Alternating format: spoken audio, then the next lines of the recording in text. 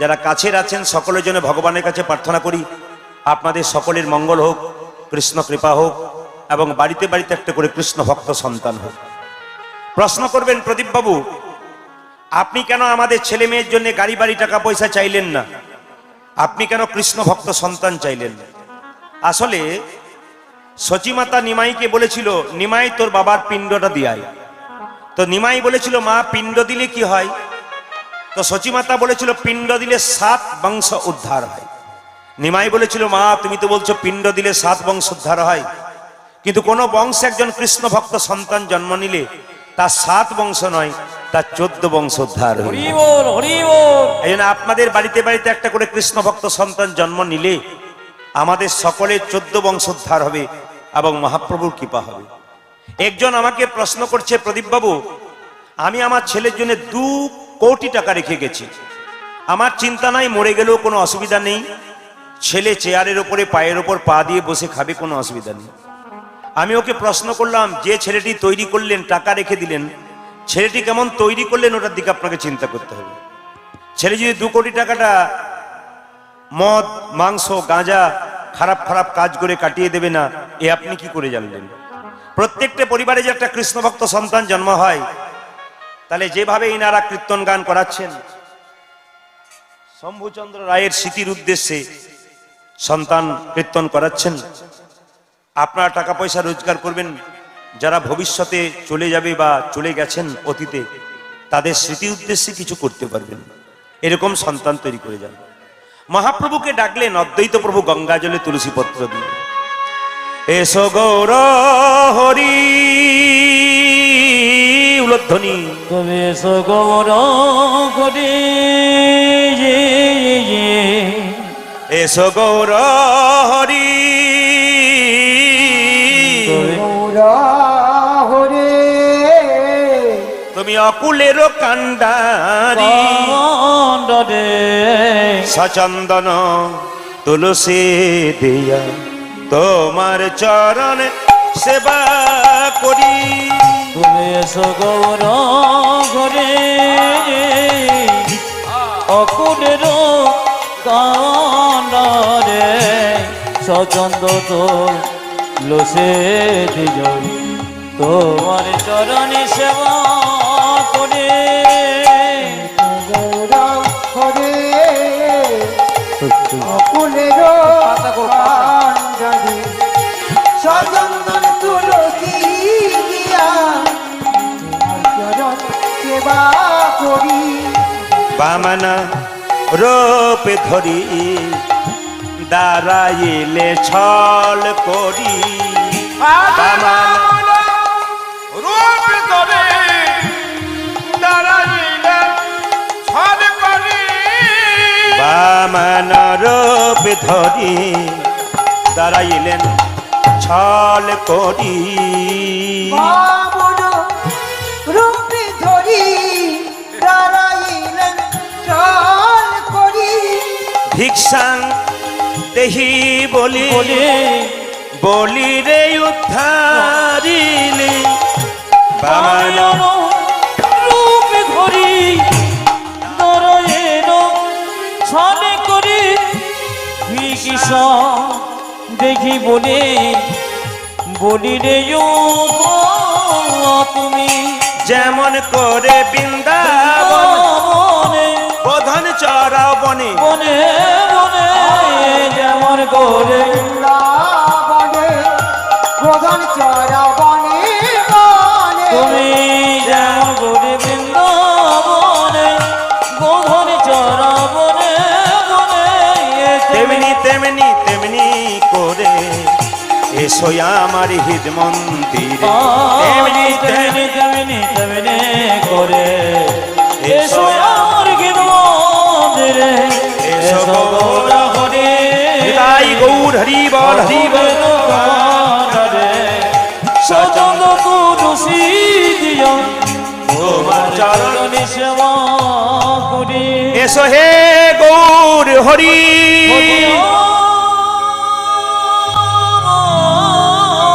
ভক্তের হৃদয় অন্ধকার দূর করি,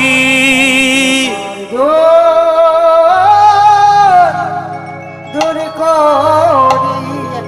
বাবা, মনে যদি শান্তি পেতে চান তবে একমাত্র হরিনাম ছাড়া কিছু নাই। সংসারে খালি অশান্তি, সংসারের আরেকটা নাম হচ্ছে দুঃখালয়। দুঃখালয় খালি দুঃখ আর দুঃখ। সুখ খুব ক্ষণিকের, কিছুক্ষণের জন্য। আর দুঃখ দেখবেন পোষা বিড়ালের মতো সবসময় পায়ের সামনে ঘুরঘুর ঘুরঘুর করবে। একমাত্র শান্তি আছে হরিনামে। গাড়ি বাড়ি টাকা পয়সা ধন দৌলত আছে, ছপ্পর খাটে শোবার সময় 1 টাকার ঘুমের ট্যাবলেট না খেলে ঘুম আসে না। এর কি দাম আছে? কিন্তু কৃষ্ণ ভক্ত মানুষ যারা হয়, সারাদিন সমস্ত কর্মের মধ্যে ভগবানকে স্মরণ করে, আর সন্ধ্যাবেলায় ঘুমানোর সময় ঠিক নাক ডেকে ঘুমিয়ে যায়, ঘুমের কোনো সমস্যা নাই। এটি হচ্ছে কৃষ্ণ ভক্তের স্বভাব। এই জন্য আমরা যে জায়গায় পৌঁছাচ্ছি দিনের পর দিন, অতি আধুনিক থেকে আরো আধুনিকতার মধ্যে পৌঁছাচ্ছি, পাশ্চাত্য জিনিসগুলোকে গ্রহণ করে আমাদের জায়গাটাকে আরো নষ্ট করে দিচ্ছি। ভারতবর্ষে সনাতন ধর্ম যেভাবে চলতে বলছে, কেউ যদি সেইভাবে চলতে পারেন তবে আপনার জীবন সুন্দর হয়ে যাবে। এই জন্য একটা বাড়িতে কেউ যদি বারবার ঘুমায়, মানে খুব ঘুম কাতুরে লোক হয়, একটা বাড়িতে সে শুয়ে থাকে, বারবার ধাক্কা দেবেন দরজায়, দরজা খুলবে না। ধাক্কা দিতে দিতে দিতে দিতে একবার দরজা খুলবে। এই দেহটার মধ্যে আত্মা ভগবান পরমাত্মা রূপে আছেন। বারবার কৃষ্ণ নাম করলে ইনি এক সময় জেগে উঠবেন। যেমন দেখবেন আপনারা, রামকৃষ্ণ পরমহংসদেবকে একজন শিষ্য জিজ্ঞেস করেছিল, ঠাকুর তুমি যে বলো মা খা মা খা, মা কি তোমার হাতে খায়? হ্যাঁ রে খাই। কই আমি ডাকি তখন খাই না, আর তুমি ডাকলে খায়, আমি বুঝতে পারি না। বলছে ওরে, ডাকার মতো ডাকলে মা খায়। বলছে কই তুমিও ডাকো আমিও ডাকু, ডাকার মধ্যে তফাৎটা কি? ওরে খোকা, ডাকার মধ্যে আকুলতা ব্যাকুলতা চাই, মা খাবে। আমি আকুলতা ব্যাকুলতা বুঝতে পারলাম না, তবে আই। ঠাকুর কি করলেন? ছেলেটাকে ধরে নিয়ে গিয়ে পুকুরের ঘাটে কিছুক্ষণ ডুবিয়ে রাখলেন। যখন উঠালেন তখন বললো, হ্যাঁ রে, তোকে যখন জলে ডুবালাম তখন তোর ভেতরটা কেমন করছিল? ঠাকুর, ভেতরটা আমার আকুপাকু আকুপাকু করছিল, এই বুঝি প্রাণটা বেরিয়ে যাবে। ভগবানকে ডাকবার সময় তোমার মন যদি আকুপাকু করে, ভগবান কি না এসে থাকতে পারে? তাই মহাপ্রভু এলেন কখন? 1407 শতাব্দে ফাল্গুন মাসের পূর্ণিমা তিথিতে, দোল পূর্ণিমার দিন।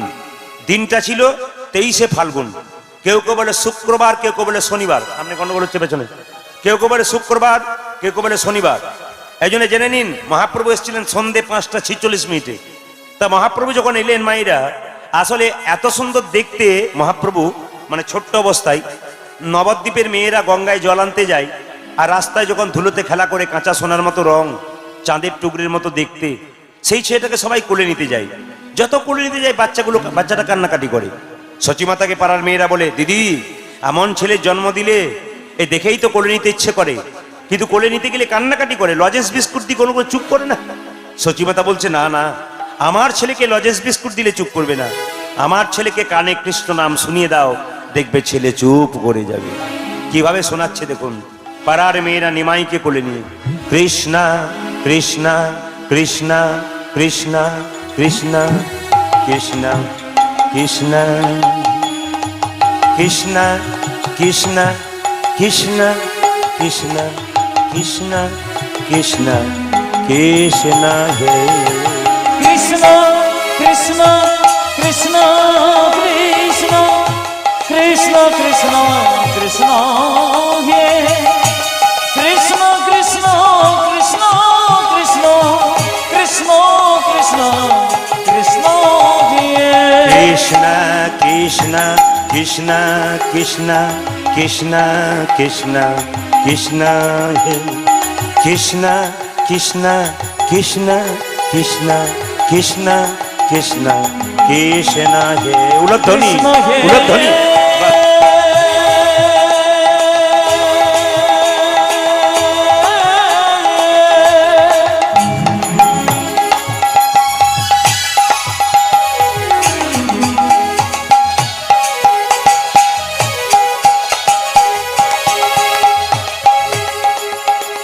কৃষ্ণ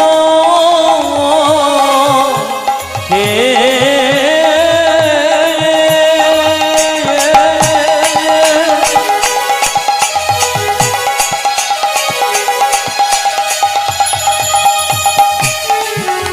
তুমি দেখো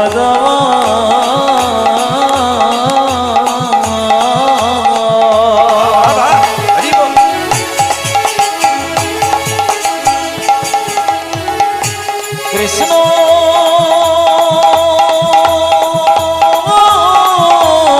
কৃষ্ণ হি কৃষ্ণ গিয়ে কৃষ্ণ হি কৃষ্ণ হি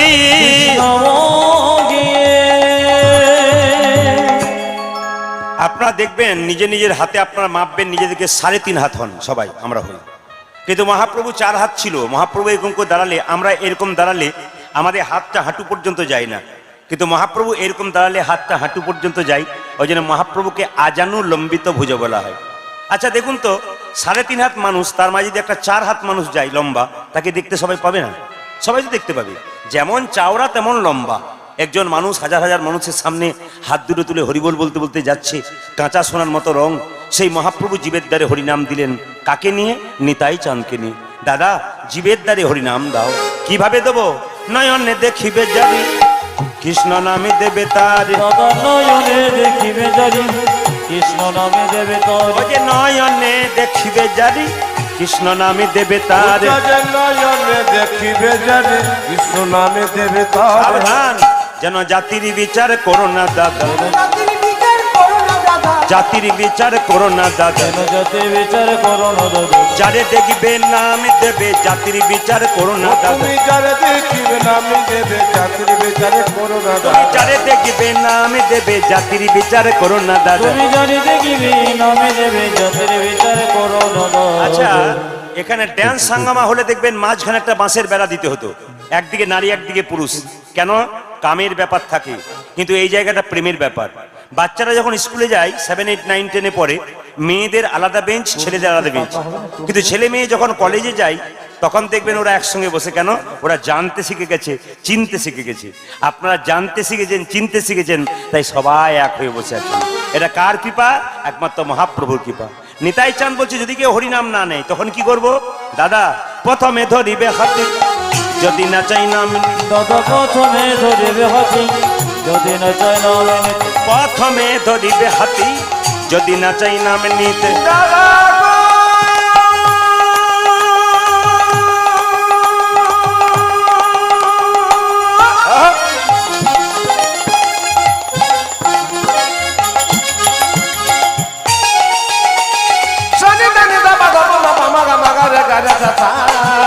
প্রথমে ধরিবে হাতে, ও যে হাতে ধরে বলবে হরি, তবে হাতে ধরে বলবে হরি, তুমি হাতে ধরে বলবে হরি। ও যে বলাবে হরি বলবে হরি, হাতে ধরে বলবে হরি। তুমি বলাবে হরি বলবে হরি, হাতে ধরে বলবে হরি। তুমি বলাবে হরি বলবে হরি, হাতে ধরে বলবে হরি। বলাবে হরি বলবে হরি, হাতে ধরে বলবে হরি। হাতে ধরার পর যদি হরিনাম না নেই, শেষ উপায় একটা আছে, কি? পাছে তারও লোটাইবে পাই। ও দাদা, ওই দাদা গো পাছে তর পাছে তর লোটাইবে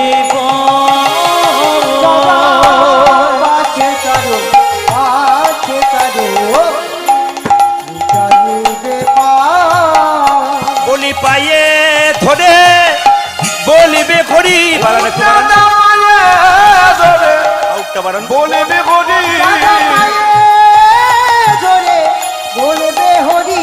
তুমি বলাবে হরি বলবে হরি, পায়ে ধরে বলবে হরি। তুমি বলাবে হরি বলবে হরি পায়ে, তাই গৌর হরি বল।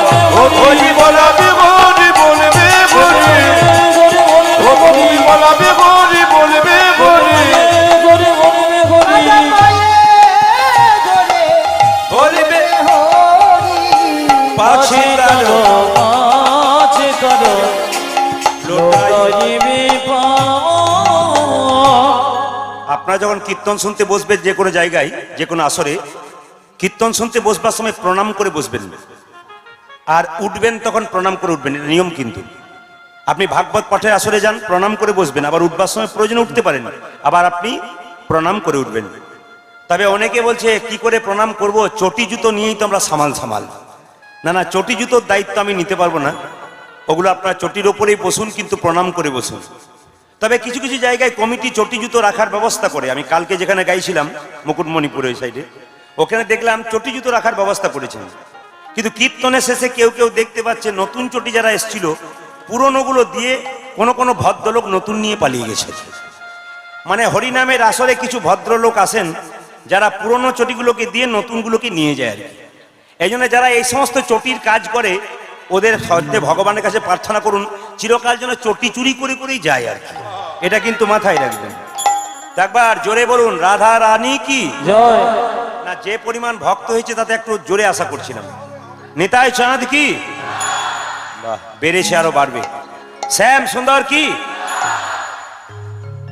পেছনে যা ভক্ত আছে অনেক দূর পর্যন্ত, ওরা তো আমাকে দেখতে পাচ্ছে না, আমি ওদের খুব একটা দেখতে পাচ্ছি না, কিন্তু আমি দেখতে না পেলেও একজন কিন্তু দেখছে, তিনি ভগবান। কোনো মানুষ যদি খারাপ, এদিকে এদিকে, কোনো মানুষ যদি খারাপ কাজ করতে যায় ও দেখবেন চারদিকে তাকায়। কোন দিকে বলুন তো? একবার সামনের দিকে কেউ আসছে নাকি, একবার পেছন দিকে আসছে নাকি, একবার ডান দিকে কেউ দেখছে নাকি, বাঁ দিকে কেউ দেখছে নাকি। একদিকে তাকালে ও আর কাজ করতে পারবে না খারাপ। কোনটা বলুন তো? ওপর দিকে। কেন? ওপরে তাকালেই বুঝবেন ওপরে একজন আছে। এটা প্রমাণ দিয়ে দিই, এইদিকে প্রমাণ দিয়ে দিই। ওপরে একজন, দু চারজন বলছেন ওপরে একজন কি, জোরে বলবেন তো, আস্তে আস্তে আস্তে আস্তে, শব্দ নয়।